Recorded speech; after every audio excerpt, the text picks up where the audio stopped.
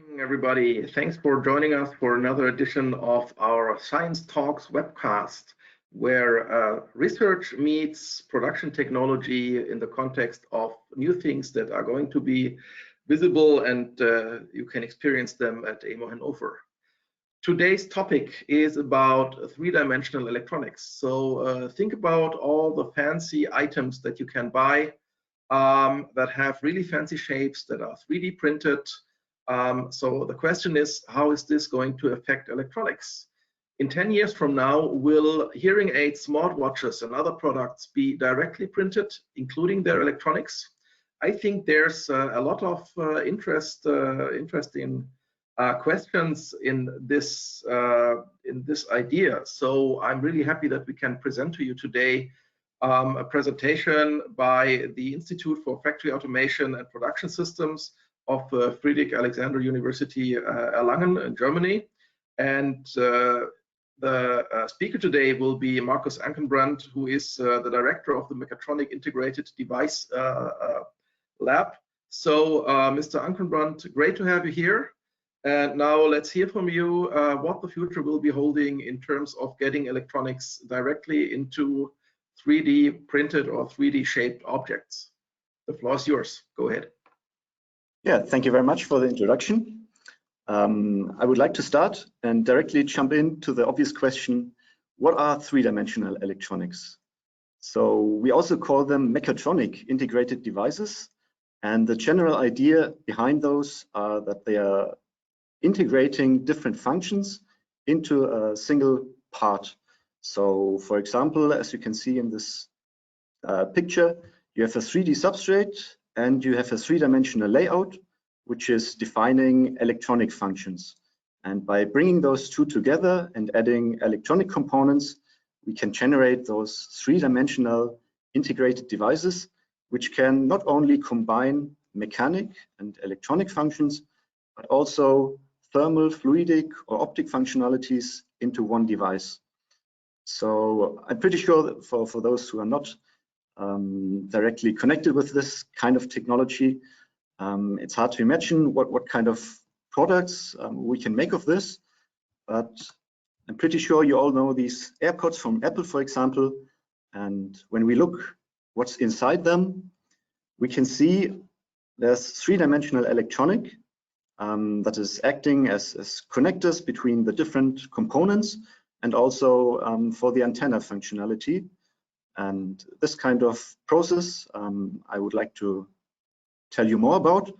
And you can see, for example, the microphone or the headphones that are connected with this 3D MID. You have a substrate carrier which is holding the different components together, and onto the substrate carrier there's in gold circuitry and antenna functions. So this is the general idea, that you don't have a PCB board or a conventional circuit board, as you know, for example, from your computer, the green motherboards, which take much space. And the idea of the three-dimensional circuit carrier is that you can combine the mechanic functions of your part with the electronic or thermal or fluidic functions of your product. There are many other examples for existing applications, for example, infrared lighting modules for a camera, where the different LEDs are in an angle so that you can make a beam that is spreading into the room. This part here is a miniaturized control element for a dentist tool. So you have two buttons here, and the entire electronic is also on this three-dimensional circuit carrier that is perfectly adapted to the shape of the product that you want to design. And this is a motorcycle handle with buttons aligned in three-dimensional directions from BMW. And here you can also see the potential of this technology, that you don't need to manually solder these components onto the final product, but you can use this kind of circuit carrier with three-dimensionally aligned components onto it. So I would like to start with the most common technology that is used to creating these three-dimensional circuit carriers, or 3D MID. and the benefits of the different structures that you can generate with this technology. So you can not only make circuit traces on these structural parts, but also, as I said before, generate antennas onto the surface, use the existing mechanical part for mounting elements, for example, a battery holder that is directly integrated into the housing of the product. So you don't need a separate part where the battery is clamped. You just use the housing and the design process to directly embed the battery into your part. You can make shielding structures or security structures like this pattern for alarm systems. And if you drill into this housing, you will disrupt the connection of this meandering shape and trigger the alarm. You can also use it to fix components into a specific angle or to give an orientation of your parts. If you have, for example, a sensor that is detecting sunlight from different angles, you can use these chips mounted in a different angle. You can directly use also the injection molded part for contacting elements. So you don't need a specific contacting device. You can just use the plastic parts and metallize these pins, and then you have a connector. And you can even embed fluidic channels into your part for cooling functions or for sensors that detect mediums. And the general potential of this kind of technology is design freedom. You can embed different parts and thereby reduce the number of different components that need to be assembled. You can increase the functional density by using the housing directly as a substrate for your antenna, for example.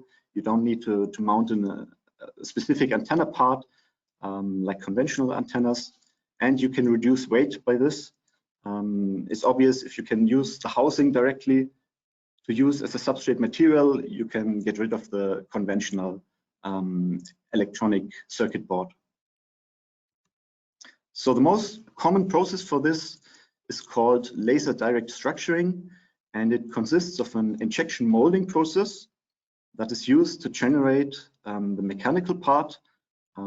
Obviously, it requires a form, and the powder, the granulate here, is injection molded into the final mechanical shape, and then a laser is used to structure the layout onto this part. So it can be a three-dimensional layout. The laser can be directed and redirected with mirrors to reach any side of this component. And in a third process step, a chemical process is used in a copper bath. When the parts are dipped into this copper solution, then the copper will assemble everywhere where the laser has activated this part, and thereby leaving conductive traces on your three-dimensional circuit board. And then you can mount, for example, specific electronic components like you would on a flat circuit board, and they can be soldered with conventional methods, and then you get the functionality of a circuit board that would be much bigger into a three-dimensional shape. And also you can use the benefits that I mentioned before to force specific alignments of these components. So as you can already imagine, there are manifold advantages of this technology. However, there's also some drawbacks. For example, you always need a tool which are quite expensive. If you, for example, just need a prototype, then additive manufacturing is a very potential alternative for generating the mechanical structure. And also, if you think about personalized products like hearing aids that are personally fit to the patient, then you can use additive manufacturing to better adapt to different layouts or to better adapt to customer preferences or customer shapes of the desired function. So additive manufacturing has been used for many years, especially in the field of rapid prototyping, and there the focus was on geometrical objects. So there's no physical requirements, no big requirements consisting or concerning stress. It's just for example, this kind of design study or a prototype of a product that is later manufactured by CNC milling, for example, out of metal. So this was the first step where additive manufacturing was used. Nowadays, we are a step further where additive manufacturing can be used for mechanical requirements. For example, this structural bracket, additive manufacturing is even used in the aeronautic industry for making turbine blades out of metal. So this is the second step of the evolution of additive manufacturing, where you have also mechanical functions. And the next step that we see is the mechatronic systems. So you have not only have a mechanical body, but also add mechatronic functions or electronic features into these parts. So this would be possible for the before shown three-dimensional PCBs that you don't use injection molding, but additive manufacturing to generate this kind of substrate body. And then you can add electrical functions like circuitry, and you can replace cables by printing directly paste onto this additive part. You can generate antenna structures. You can have connectors or switches or shielding function directly integrated in your part, and sensor functions, for example, for touch sensors that are capacitive. You can have light sensors that are based on photovoltaic patterns, or even strain gauge sensors that can measure stress on your mechanical part. It is even possible to generate actuating functions like bimetallic actuators or electric motors and dielectric elastomer actuators. I will come to those later. These are basically artificial muscles that can be printed, and then you have a retraction or expandation if you add voltage to this. Then it's also possible to have control functions embedded, like optical waveguides that can conduct light, RFID antennas, or even OLEDs, which are organic light-emitting diodes that can be printed using digital printing processes. So for an example, for digital printing processes, I would like to shortly talk about the aerosol chip process that we are using in our lab. It is a contactless printing process that can generate structures smaller than 10 micrometers and up to 10 millimeters by a nozzle that is spraying silver or copper inks into onto your substrate part. And it is possible to use a wide spectrum of mechanical parts that can be printed on. And there are many different inks that can be used for generating conductive patterns, resistors or isolation layers, and even for building capacitors.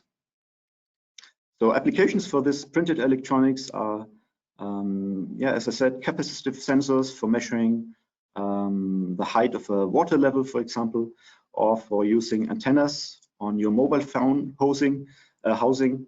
So the plastic part of the mobile phone can be used as a substrate part for an antenna, and this silver paste will be directly sprayed onto this part to generate these kind of sensors or antenna functions. And here's a short video how these kind of processes look like. So the first process is a inkjet-based process where you have a cartridge with conductive paste. So you all know the inkjet printers at home, the desktop inkjet printers that are using different colored inks, and in comparison or in contrast to this, we are using, instead of inks, conductive materials based on silver in this case, and the silver is then jetted with a piezo actuator onto your part. And then we have a 5-axis motion system that you can see here that is used to manipulate your part into different angles dynamically during the printing process. So it is possible to generate different layouts onto this substrate. It is even possible to generate this kind of pads that can be used later on for assembling light emitting diodes, for example, or different other electronic parts like resistors, and then they can be glued or soldered onto this part. So the second process that we see in this video is the aerosol chip-based process. You can see that the structures are very narrow. They have a width of 50 micrometers in this case, and you can also see the big standoff distance of several millimeters above the part, which is giving the benefit of high design freedom. So you can print into trenches or in between different shapes of your mechanical part without having a collision. And this wouldn't be possible with conventional roll-to-roll printing or desktop printers at home, because you need this kind of high standoff distance to reach different angles on your part. So we took this a step further, and we doing research in combining these two processes with machines from Neotech that are basically a 5-axis motion system with the capability of mounting modular tools. So we can mount different tools in a single housing, in a single process room, and thereby we can combine additive manufacturing, which you maybe know from the conventional FDM printers that are used to melt a filament out of plastic and to generate this kind of mechanical structure. And we can disrupt the process in the same process room and switch to another process, for example, the piezo jetting process, to contactlessly print silver structures into this housing. And we can even use a vacuum nozzle to place electric components into the part.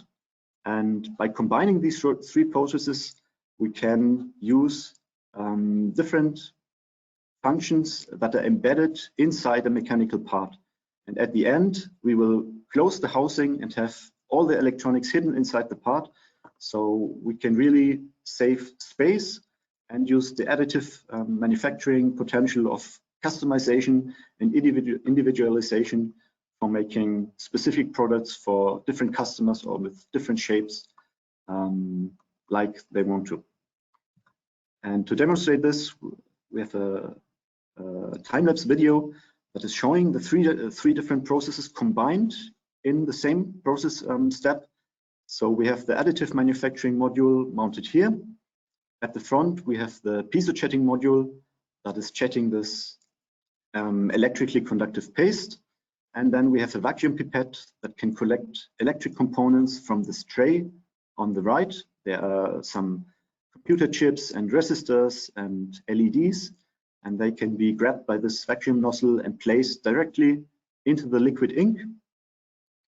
And as you can see here, we are printing the mechanical part, and with the 5-axis system, we can also wrap around different conducting structures, and then we embedded components, and then we close the current layer with filament. So we print plastic directly onto the electronics to encapsulate them and to have different layers with different functionality hidden inside this part. So there's a computer chip inside, and the functionality of this demonstrator is an egg timer.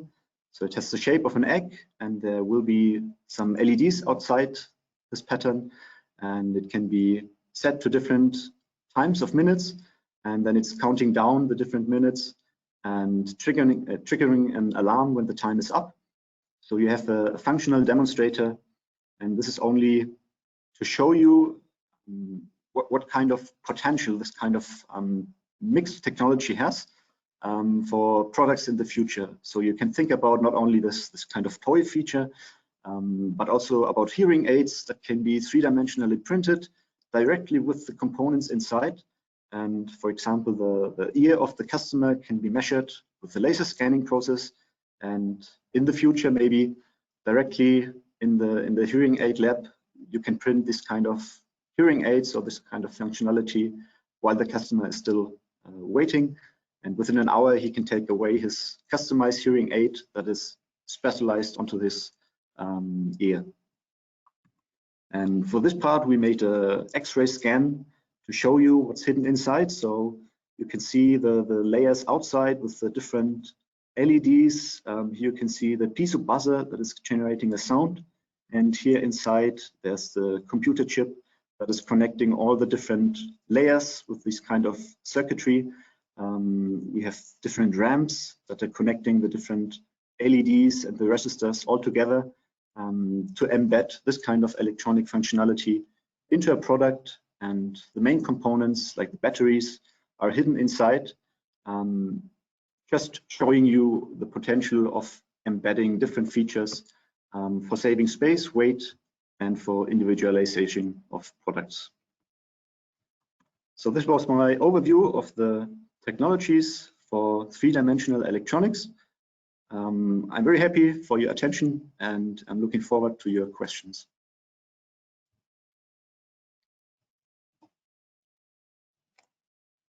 This is very valuable information with us. To the audience, if you have any questions, you have a questions or Fragen window in the dashboard of GoToWebinar. If you have any questions, just type them there, fire them off, and we can take care of them and discuss the answers together here. Meanwhile, what interests me is how ready is this process for industrial scale production? So are there any applications in industry as of today where 3D printed electronics is already in product? Yes, so 3D printed electronics is basically can be used on injection molded parts, and there the technology is quite far, but I'm not aware of any products yet that are on the market using 3D printed electronics. There are many applications in 2D electronics, which is just roll-to-roll printing. For example, the RFID in these cards are printed. And for 3D electronics, there's still some research ongoing for improving the process stability, and the long-term stability of the printed parts also needs to be assured by using protective layers, for example, a varnish that is protecting the three-dimensional part from destruction by high humidity, for example. And in the additive field, I would say we're still this is just a proof of concept that we can use the combination of additive manufacturing with printed electronics, and there still needs to be a lot of research to be done how we can combine these different processes like additive manufacturing and printed electronics to make products available that are of high quality and that are working as well as conventional electronics. All right, thank you. One more question. You mentioned that you were able to print copper-based and silver-based conductors. Are there any other materials that you can use, and what are the differences or the benefits of these materials? Yes, so there's many different materials that can be used. There are many different metals. You can also use gold, for example, which is obviously more expensive. You can also use dielectric materials, like just a varnish for protecting it, or different resins that can be used to make capacitors. For example, you can use silver ink in one layer, then you can use a dielectric layer, and then you can use silver again, and then you get a capacitor. You can also use semiconductive materials. There are some materials that can be used to generate OLEDs or even to generate transistors by combining different stacks of material layer. And yeah, the second part of the question was of the differences of these materials. There's differences in the reaction on the substrate. So not all materials attach as well on specific substrates. You can print on many different plastic parts, for example, and in some cases the material needs to be adapted by adding aesthetic components to better have an adhesion between the ink and the component that you are printing on. There's also differences besides to the price of the materials, how you can connect electronic components. For example, the benefit of silver is that silver can be used in atmospheric environments, so you don't need to worry about oxidization of the silver paste, because silver oxide is also conductive. So it doesn't matter if you just have much oxygen in your process chamber, compared to copper, where it's very critical that you don't get copper oxide. because copper oxide is not conductive, and then you have the problem of very bad conductive properties. However, the advantage of copper is that you can directly solder onto this copper structure. You can use the conventional soldering process for mounting electronic components like you would on a circuit board. For silver paste, you cannot use soldering in most cases because the solder would resolve the printed structure and would destroy the printed circuitry due to chemical reasons, because there's also silver inside the solder paste. And that's why we use conductive glue when we are printing with silver. So there's also always different considerations that need to be made for deciding which material is best suited for specific applications. All right. I don't see any more questions for the moment. So thanks a lot, Mr. Ankenbrand, for giving this insight into an upcoming technology, which I think is really interesting. And I think we need to pay close attention to how the developments will proceed from here. So to the audience, thanks a lot for listening in to our Let's Talk Science webcast together with WGP, the German Academy of the Production Sciences. And before you go off, just please remember that the next Let's Talk Science webcast will be on 30th of November. And there we will be discussing how sheet metal forming becomes more ecological and economical by getting rid of lubrification. Thanks a lot to everybody. Have a great day. Stay safe and sound, and see you next time. Bye-bye. Thank you. Bye-bye.